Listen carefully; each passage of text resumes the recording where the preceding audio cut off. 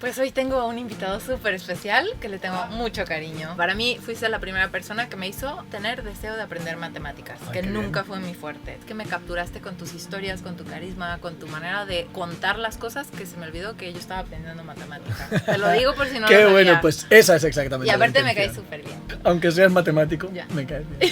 Hoy tengo un invitado muy especial, Eduardo Sáenz de Cabezón, matemático. Eres el primer matemático que va a pasar por esta caravana como invitado. Entonces, pues qué honor. Estás representando a todos los matemáticos y la verdad para mí es un lujazo tenerte. ¿Crees que es difícil hablar de matemáticas de una manera atractiva? No es difícil hablar de una manera atractiva de nada. Ocurre que a veces hay cosas más áridas que otras. No sé si se me ocurre una manera muy atractiva de hablar, por ejemplo, del Código Civil o de la legislación de no sé qué, pero seguro que la hay y seguro que hay quien puede hacerlo, ¿no? Y en las matemáticas pasa un poco eso. Lo que pasa que ocurre también que la población en general tenemos como la sensación de que las matemáticas son difíciles y que son aburridas y que son feas. Y entonces, cuando te encuentras que alguien te cuenta cosas de matemáticas y te entretienes con ello y te diviertes, te sorprende más. Y que te estoy siguiendo. Yo creo que mucha gente que estará viendo esto en la escuela iba entendiendo, pero tenía ya de entrada esa tensión de en qué momento me voy a perder. Sí. Y una vez que te perdías...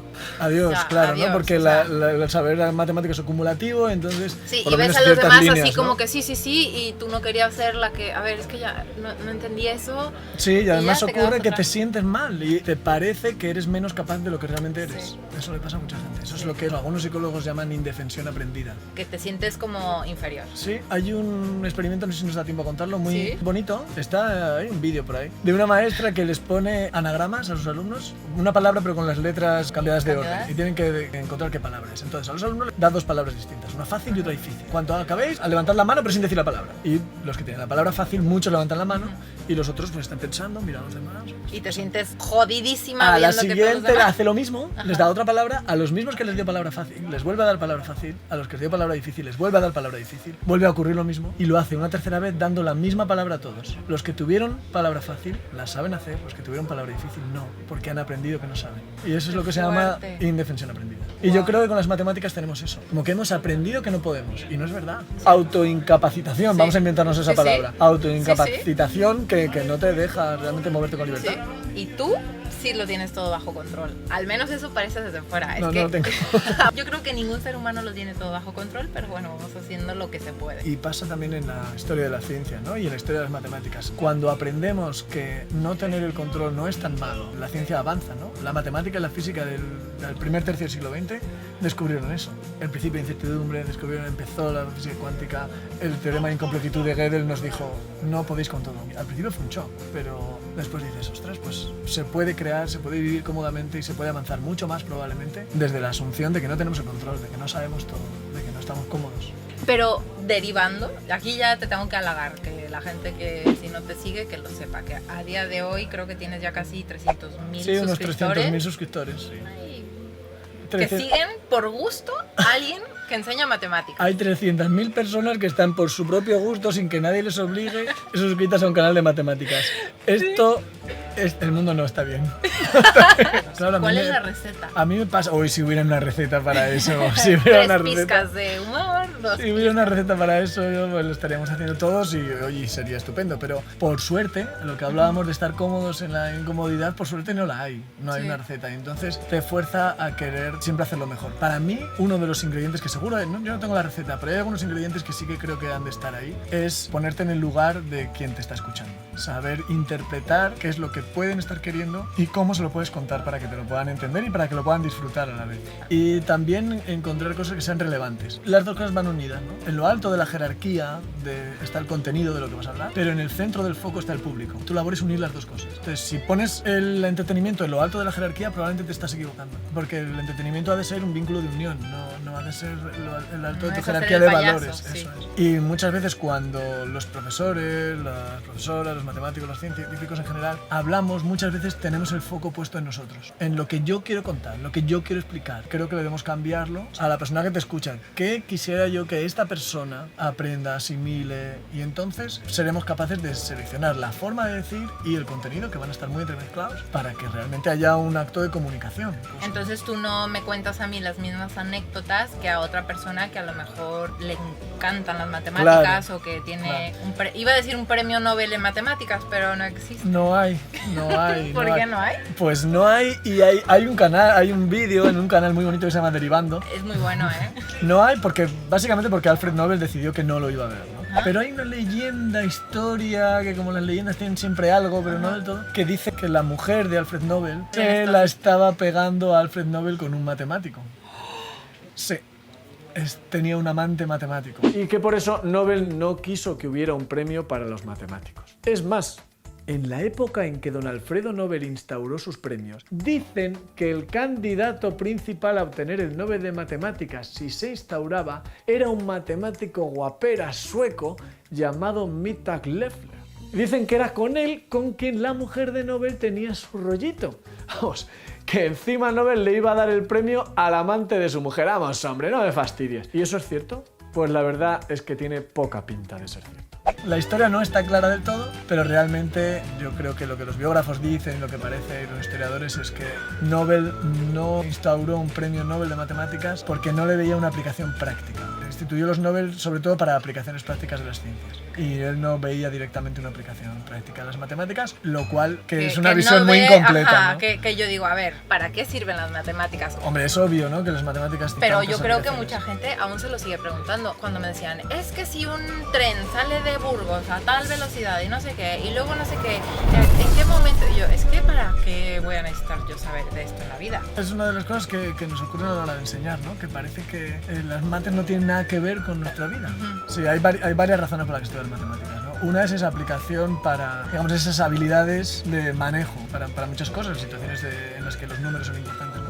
Otra de las razones es que las mates te abren la cabeza al pensamiento abstracto, al rigor, te estructuran la cabeza, ¿no? Y la otra razón es también ejercer la ciudadanía de una forma crítica, de una forma consciente, ser menos manipulable, porque si tú tienes una base de rigor, de números, no va a ser tan fácil que te engañen. También que los científicos, los matemáticos, son gente que estás casado, tienes 3 hijos, has viajado, sabes de cultura, de lectura, de cocina, que no nada más todos son como estereotipos. Yo creo que es muy importante humanizar al científico. Sí.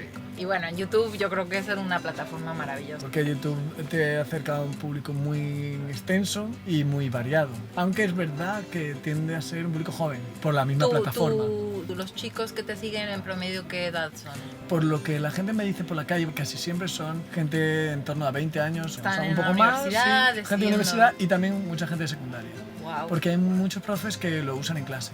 Pues para entretener un rato, para introducir un tema o para, ¿sabes?, hacer un cambio de dinámica en la clase. Claro. Son vídeos cortitos, 3 minutos, 5 minutos, una cosa así. Y los ponen en clase. Sí. Ojalá mi maestro lo hubiera puesto en clase. Pero es que todavía no existía. O sea, me está diciendo viejita. El que... No. Qué bueno que somos amigos. Tu canal de YouTube solo es como una parte de esta gran proyecto que es la carrera de Eduardo Sainz de Cabezón. O sea, yo te conocí primero en el escenario. Sí. Tú haces mucho monólogos científicos. Hago monólogos científicos. Cuéntanos un poco de eso. Pues hago monólogos científicos con Big Bang. Big Bang científicos sobre ruedas. Ahí está Santi, ahí está... Santi, aquí del programa. Estamos como unos 20. Desde hace 4 años venimos haciendo por los escenarios de España, de todo el mundo. Hacemos monólogos de ciencia. O sea, son monólogos tipo Club de la Comedia, por entendernos, el stand-up, pero con un contenido científico. Tú eres matemático, explicas de matemáticas. Eso es, cada uno explica de lo que sabe, porque luego además dejamos que el público nos pregunte. Entonces tienen que ser temas de los que tú domines un poco, ¿no? Para poder aportar algo ahí. Con esto llevamos como 4 años, una cosa así. Y empezó por un concurso de monólogos científicos que hay, el FameLab. Tú por eso conocías a Dani Jiménez, también del programa. Claro, porque yo participé en la primera edición de FameLab España. Y tú ganaste. Y yo gané. Y así es como tú conociste a Santi, a Javi, a Elena, a Uriol, a los otros miembros de Big Bang, que por cierto saludos por ahí, que chicos, los queremos mucho. De ahí nació realmente Big Bang. Sí. ¿La ciencia puede ser divertida? Que se insiste mucho en eso de la ciencia es divertida. Pues no. Y además no pasa nada. Yo no me parto de risa haciendo matemáticas, la verdad. Me interesa muchísimo, disfruto mucho, me puedo pasar horas, pero divertido, no lo sé. Y además que no veo por qué tenga que serlo. Lo que sí que me parece es que se puede contar de una forma divertida. Eso se puede hacer. Science is sexy, que a mí me gusta decirlo. No sexy de sexual necesariamente, es que tiene un atractivo. En ese sentido sí, que es atractivo, que la ciencia es atractiva, que es apasionante. Sí. Sí. A Richard Feynman, que es el ¿verdad? físico maravilloso, él decía que había amigos suyos, artistas, que decían es que los científicos al analizar todo matáis la poesía de la realidad. Y es al revés, la intensificas, porque no pierdes la poesía evocadora que puede tener un artista, ¿no? Pero el analizar las estructuras, incluso el funcionamiento físico de las cosas, no les quita belleza. A mí al revés. Este tiene una frase que a mí me encanta, el Feynman, cuando me dicen ¿para qué sirven las matemáticas? Pues el Feynman decía, mira, la física es como el sexo. Tiene una utilidad evidente, pero no es por eso por lo que lo hacemos. La utilidad, el para qué sirven las cosas. Es un criterio para el conocimiento, ¿no? Es decir, esto sirve para algo o no, pero no es el único criterio. Yo creo que a veces en la escuela se nos va un poco la pinza con esto, ¿no? Porque lo hacemos también como un criterio educativo. Estudia mucho para que tengas un buen trabajo de mayor. No, estudia mucho para ser mejor persona, para ser una persona más completa. Luego ya veremos qué trabajo tienes. Tal vez los puestos de trabajo de la gente que está entrando en la escuela, cuando vayan a trabajar, sus puestos de trabajo tal vez no existen todavía. ¿En qué va a trabajar la gente dentro de 20 años? ¿O dentro de 20 años habrá conductores? No lo sabemos. Quizá haya programadores de coches sin conductor, ¿no? Sí. La formación debe ser para enriquecerte como persona. Y luego, el encontrar otro trabajo, eso es secundario. Comentaste la importancia de la curiosidad. No matar la curiosidad, por favor, no matarla. Porque hay veces que pasa eso en las coles y con los niños, ¿no? Cuando ya dejas de contestar preguntas a los niños. No, pues esto es así. Ay, porque yo digo, ¿eso viene en el examen? No, pues ya está. Te los quitas de encima. Entonces, ¿qué lección se aprende de eso? Pues que hay preguntar no es tan importante. Y que al final, bueno, tenía esa curiosidad, pero al final... Bueno, puedo vivir sin saber. Y acabas quitando la curiosidad. Yo admiro mucho a la gente con curiosidad, porque te contagian como un... Que hay gente que dices, ¡ole! Que hablar con ellos como que te activa. Te vienes arriba y como que dices, sí, voy a ir al gimnasio, sí, voy a hacer de comer chiles en nogada, sí, voy a ver quién es Feynman. Que te contagian esa alegría de preguntarte cosas. Tú haces eso. A ver qué cosas contagiamos también, ¿eh? No contagiemos a la gente, no, ¡ay, voy a pegarle al vecino! No, ya. Eso no. Sí, no hay que pegar. No hay que pegar. No hay que pegar. Yo quisiera que aquí, para los que no lo han visto, que vean un poco del TED Talk que hiciste con 10.000 personas delante y que lo han visto millones ya de personas. En Buenos Aires, fue dentro de TED Río de la Plata. Que también fue un poco por todo esto de los monólogos científicos, pues alguien de los organizadores del TEDx de Río de la Plata, y fue una experiencia para mí maravillosa por muchas cosas. Y a mí en lo personal pues me supuso un cambio, porque cuando hice mi charla a la gente de TED Global les gustó y la subieron a la página de TED Global. Entonces eso tiene una repercusión inmensa, yo no la conocía. Y entonces me vinieron muchos correos, muchas propuestas de charlas y entre otras el escribir un libro, este libro de inteligencia matemática, y hacer un canal de YouTube que era Derivando. Entonces tú estás viviendo tu filosofía de encuentra algo que te gusta, tú sigue el caminito y ya se te irán abriendo más puertas. Yo es que no tengo criterio y entonces según me van gustando las cosas pues las voy haciendo. ¿Tienes curiosidad? Vale, venga, lo hago. Tú eres muy bonita. Eso se llama topalantismo. Topalante. Topalante. Topalantismo. Eso. El topalantismo. Y luego el programa de hoy es de seguridad. Matemáticas influye enormemente en todo lo que tiene que ver con la seguridad hoy en día. Claro, sí, hay toda una historia de la criptografía que es una historia matemática. Ha habido muchísimos sistemas criptográficos para esconder información o para desvelar información que se han basado en las matemáticas. Desde el tiempo de los antiguos griegos y anterior hasta, yo creo que el caso más famoso de relación entre matemáticas y criptografía es, como hablamos con Goyo, la historia de Alan Turing. Que bueno, con la película esta de la teoría de todo, ¿o qué era? No, la máquina, ¿cómo se llama? Descifrando Enigma, se llamó en español. ¿Sí? Ah, le cambiaron Y mucho. The Imitation Game. The Imitation Game, eso. Imitation Ahí Game está, es una película, película. aparte. Sí, muy buena ¿Te película. gustó? Mucho. Como científico, como matemático, ¿está todo bien? Está todo casi todo bien, hay un par de detallitos, pero que bueno, eso pasa siempre, ¿no? Sí. La película me encantó, me parece magnífica. El único quizá pero que le pongo es que me parece que pintan a Alan Turing como demasiado quizá excéntrico, demasiado atormentado quizá. Aún y también dentro de ese momento Sí. histórico que ser homosexual era así como condenado tan fuertemente y todos los prejuicios. Él tuvo una vida muy difícil a raíz de que se descubrió que fuera homosexual. De hecho, una de las teorías hablan de que él se suicidó después de ser sometido a una castración química. Aunque algunos de sus biógrafos, Copeland por ejemplo y la madre de Turing, ponen en duda la tesis del suicidio. Y esa es la base de una novela que es muy bonita, el caso Turing, creo que el Enigma Turing, se ha traducido en español, Lagerkrantz. Él hace una novela policíaca donde es un policía que trata de investigar si la muerte de Turing realmente fue un suicidio o no. O el servicio secreto se lo quitó de en medio, porque él sabía muchas cosas y era un elemento socialmente peligroso por ser homosexual. ¿Cómo hay mentes tan brillantes y que aportan tanto a la humanidad y en vida han sufrido...? Sí. Alan Turing fue un genio absoluto. O sea, para mí es uno de los matemáticos a los que más admiro. Alan Turing, realmente. Este fue uno de los casos más importantes, pero la criptografía matemática la manejamos todos los días en la informática. Cada vez que pones una clave para entrar a tu Facebook, para hacer transacciones mediante tarjeta bancaria o transferencias o ese tipo de cosas, las conexiones seguras llevan unos protocolos, por ejemplo HTTPS, que es un protocolo seguro de transmisión de información por internet, llevan implementadas metodologías matemáticas, métodos matemáticos de encriptación y desencriptación de la información para que esa transmisión sea segura o lo más segura que nos podamos permitir. Entonces los grandes hackers son matemáticos. Hay grandes hackers que son matemáticos, en el buen y en el mal sentido de la palabra hacker, porque hacker es una palabra que está un poco demonizada, ¿no? Sí. Es decir, son los malos, los que quieren hacernos cosas malas y robarnos nuestro dinero por internet y sacar tus fotos comprometidas. ¿Qué pasa? ¿Qué ha pasado? Eso pasa, ahí hay hackers que son así, pero un hacker es una persona que se mete, que controla y que sabe de las tripas de la informática y de las transmisiones. Y entonces hay hackers que lo que hacen es precisamente lo contrario, protegerlos, ¿no? Tu información de banco, o sea, como que de repente te pones a pensar y dices, es que toda mi información está ahí. Sí, claro. Estamos en buenas manos, estamos protegidos. Es muy difícil ser anónimo en internet y entonces tú tienes como la sensación de que realmente puede haber quien esté viendo todo lo que lo está haciendo por internet. Entonces sí que la criptografía informática se dedica a que esas transacciones sean seguras. Hay algunos protocolos muy usados, uno de los más usados es RSA, se llama así. Y es un protocolo de lo que se llama clave asimétrica. Entonces tú tienes una clave para encriptar tu información, para ocultarla, y esa clave es pública. Y cualquiera podría encriptar su información del mismo modo que tú. Pero hay otra clave diferente para desencriptar la información, y esa es secreta. Y esa clave está relacionada con la pública, pero su relación depende de una operación matemática que es muy difícil de resolver. Y entonces los creadores de RSA, la gente no les creía, decían, esto con ordenadores se podrá hacer. Claro. Prueben. Entonces decían, te doy este número, 200 cifras, 500 cifras, que sea. Dime sus factores primos. Y pagaban dinero. Ofrecieron premios. Que ofrecían hasta $1 millón. Hasta $1 millón. Ofrecieron miles, había muchísimos premios, ¿no?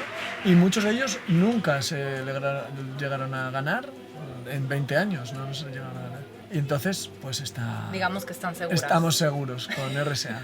Sí. O al revés, puede ser utilizado para atacar. Que han habido grandes ataques. Sí, en mayo pasado, no sé si recordáis WannaCry.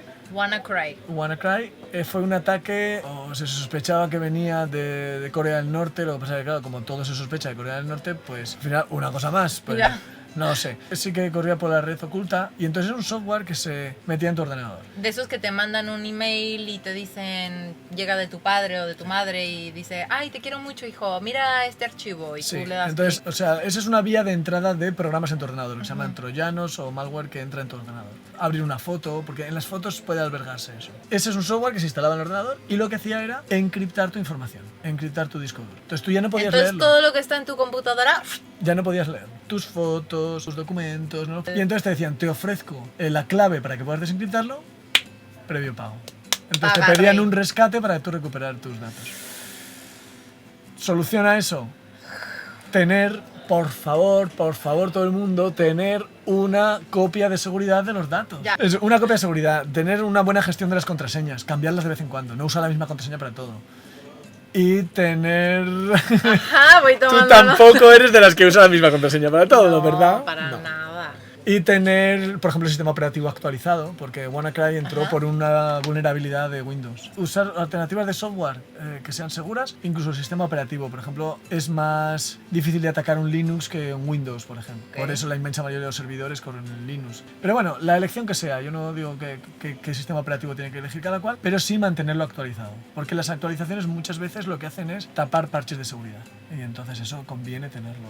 Y ahora, bueno, aparte del escenario, aparte de FameLab, aparte de Big Bang, aparte de derivando. Y la investigación, que es mi trabajo Y principal. aparte, Mi trabajo principal es la universidad. Sí, por si no lo había dicho, eres maestro de matemáticas en la Universidad de La Rioja. Ajá. ¿Cuántos días a la semana? En la Universidad de La Rioja, yo estoy allí en mi dedicación Tiempo completa. Digamos, coordinando con los tiempos de vacaciones, con cuando no tengo clase y todo eso, pues puedo hacer estas charlas, estos viajes y estas actividades. Entonces tú cuando divulgas y además investigas, tú estás de viaje en Argentina, suponiendo que esto lo vivimos Pongamos, de verdad. sí. Estás en el buquebús cruzando el Río de la Plata y tú te pones a pensar en teoremas. Hoy, por ejemplo, viniendo en el tren aquí, he estado pensando en teoremas y he estado escribiendo un artículo. Sí. Es una ventaja de ser matemático, que pues no necesitas tu laboratorio, digamos, Ya. tu laboratorio existe y va para ti. Tu Pero es oficina verdad móvil. que necesitas tiempos de concentración absoluta, tiempos más o menos largos, y eso también, pues hay veces que, mira, es que yo este mes no puedo viajar a nada, y entonces me dedico más a las mates.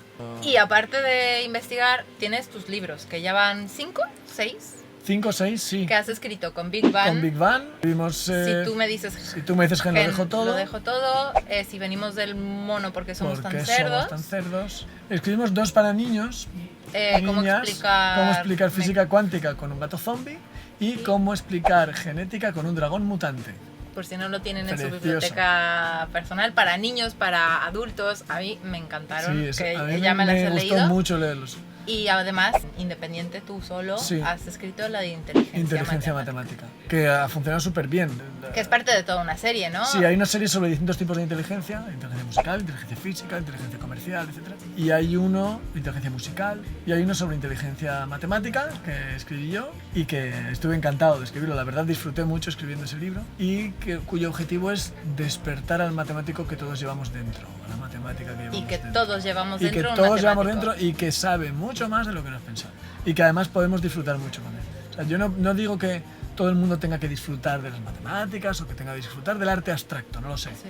Pero cuantas más puertas te abras, de más cosas podrás disfrutar y más plena será tu vida. Entonces la de las matemáticas, este libro es una puertecita Sí.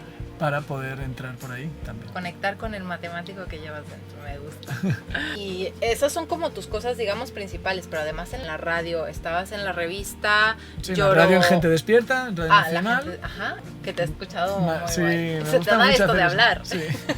La revista Yo... En Yorokobu. Sí, en Yorokobu escribo unos artículos que me gusta mucho hacer. Son artículos de una página. Ajá. Y son artículos donde cuento alguna cosa científica, no solo matemáticas, de ciencia en general, y que tienen que ver, o que tienen un aspecto cultural, además. Y trato de mezclar esas dos cosas. Cultura, Para atraer a todos los públicos. Cultura, arte, ciencia, tecnología, curiosidades, y todo siempre transmitiendo un contenido científico, lo que sea.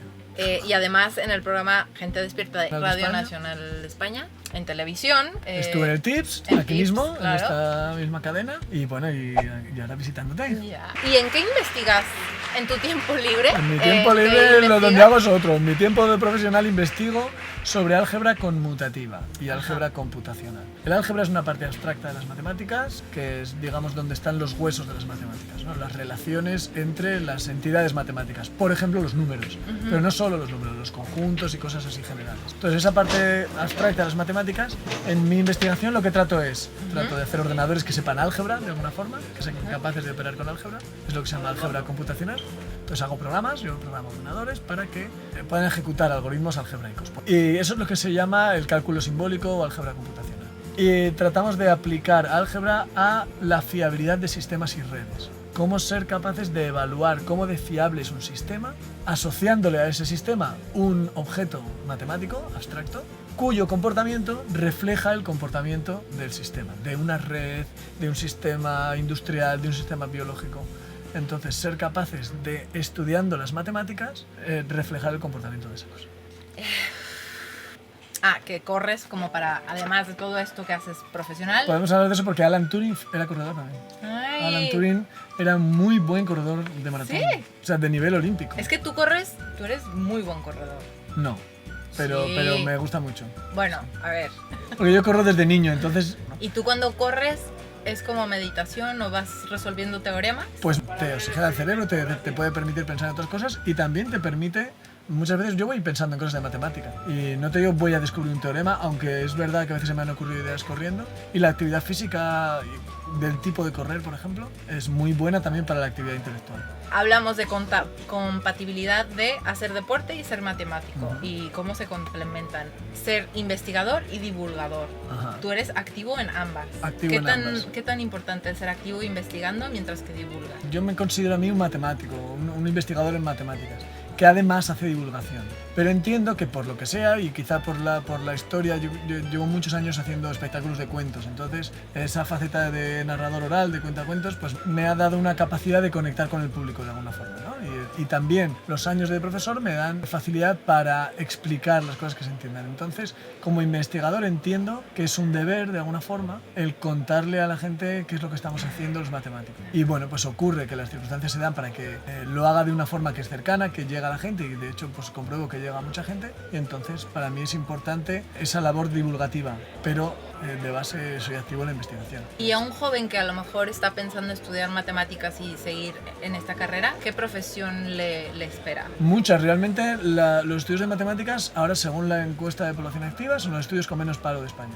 Llevan varios años así, en matemáticas, informática también, y de hecho ahora mismo hay un boom en las facultades de matemáticas. En la Universidad de La Rioja, este año la nota de corte creo que ha sido un 9,6 para entrar a matemáticas. Hay 25 plazas, no hay muchas, y teníamos, aparte de esos 25, 60 y pico en lista de espera. Y esto no está pasando solo en La Rioja. La Rioja quizás es un caso como espectacular, ¿no? Pero está pasando. Es que todos saben España. Que Edu da clases en la universidad y dice, es que es divertido, te va a decir teoremas y además te enseña como Kama Sutra. Pero ¿y qué profesiones les espera? Muchas. Sí. Realmente las matemáticas cada vez están más demandados por muchas empresas. Ejemplo, grandes bancos como BBVA, como Santander, tienen departamentos, por ejemplo Santander Analytics acaba de generar un departamento con 100 y pico matemáticos para sus modelos de inversión, su gestión económica, ¿no? ¿Cuánto le calculamos de comisión? Claro, todo es Google, Facebook, todos los grandes informáticos, toda la informática tiene matemáticos detrás. La estadística, en muchas empresas se usan asesorías matemáticas, por supuesto la enseñanza y la investigación, pero en un estudio que hubo en el 2000, y yo creo que los números no habrán cambiado mucho, se vio que el porcentaje de matemáticos que estaban dedicados a la enseñanza, tanto en primaria como secundaria como en universidad, era en torno a un tercio. O sea, que uno no estudia matemáticas para ser profesor de matemáticas. Yeah. Alguna gente que sí, pero mucha otra gente está trabajando en trabajos relacionados con la banca, con la informática, con asesoría, con modelización, porque la ciencia de los datos, el manejo de grandes volúmenes de datos o de datos difíciles de manejar, precisan matemáticos. Estamos detrás de todo. Yeah.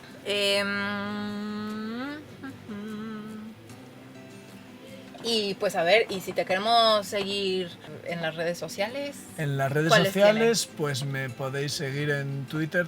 Es edusadeci, es el nombre. Y ahí pues cuento cosas curiosas de matemáticas, cosas curiosas de informática, a veces chistes, a veces noticias que me llaman la atención, de todo ese mundo, ¿no? Y a veces incluso pongo retos matemáticos para que la gente pueda jugar con eso. En Facebook hay una página personal, pero bueno, EduSDC, Science de Cabezón. Y luego hay una página en Facebook de Derivando, del canal. También entonces, te sigo, creo. En YouTube es el canal Derivando. Derivando. Subscribe. ¿O cómo es en español? Suscríbase. Suscríbase. Ponk. Link. Y entonces tu vida mejora. Lo recetan casi todos los médicos. 9 de cada 10 dentistas recetan suscríbase a Derivando. Y el 10º no tiene YouTube. Nada, Edu, ha sido un placer. Sí, para mí también. Así picarte el cerebro un ratito y que me puedas contar tu vida. Gracias a ti. Una pregunta bonus. Sueña, si tú pudieras decir que mañana se va a descubrir algo científico, ¿qué descubrimiento te gustaría que se hiciera? Hay varios, ¿no? O sea, pensando en utilidad, a mí me encantaría el teletransporte, es que me encantaría, el teletransporte me fliparía. Curiosidad, que entrar en contacto con otra civilización extraterrestre. Matemáticas, que encuentren un número un número perfecto impar. Ok. ¡Ay, qué friki esa, eh! O que se resuelva la hipótesis de Riemann, que a mí me va a venir, pero es como el problema así más como fuerte. Que tú a veces te rompes la cabeza. El problemazo. Bueno, pues eso me produciría mucha curiosidad, sería un noticial, la verdad. ¿Hemos terminado? Órbita laica se mueve. ¿Hacia dónde? No lo sé.